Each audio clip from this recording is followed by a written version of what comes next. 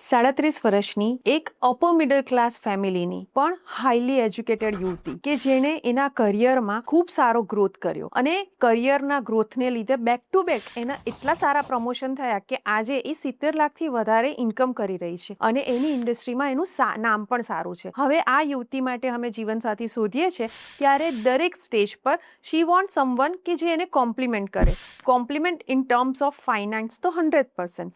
હવે થોડો વખત થયો એટલે જે પણ પ્રોફાઇલ હોય એમાં આઈધર યુવતી ના પાડે અથવા તો યુવક ના પાડે. ડિટેલમાં રિસર્ચ કરતા એવું ખબર પડી કે યુવતીને છોકરાની ફાઇનાન્શિયલ સ્ટેટસ ખૂબ જ ઇમ્પોર્ટન્ટ હોય છે. સારા ફાઇનાન્શિયલ સ્ટેટસવાળા યુવકો છે એનો પરિવાર પણ એટલા જ સારા ફાઇનાન્શિયલ સ્ટેટસવાળા હોવાને લીધે એ બંનેની વચ્ચે તકલીફો આવે છે. એટલે ફેમિલીના સ્ટેટસ નથી મળતા એટલે રિજેક્શન આવે છે.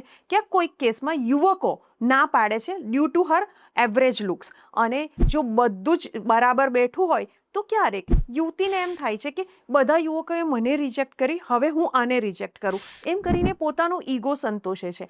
આમાં ઘણો ટાઈમ નીકળવા બાદ અમે એને કાઉન્સેલિંગ માટે બોલાવી, પણ એ યુવતી પોતાની રિક્વાયરમેન્ટમાં ટસથી મસ નથી થતી અને એ પોતાના કરિયરમાં બહુ જ સારી લીડર હોવાને લીધે પોતાની વાત બહુ સારી રીતે કન્વિન્સ કરી દે છે કે આ જ સાચું છે. હવે આ યુવતીની ઉંમર 37થી વધીને 39 તરફ જઈ રહી છે. આવા સ્ટેજ પર આ યુવતીએ શું કરવું જોઈએ?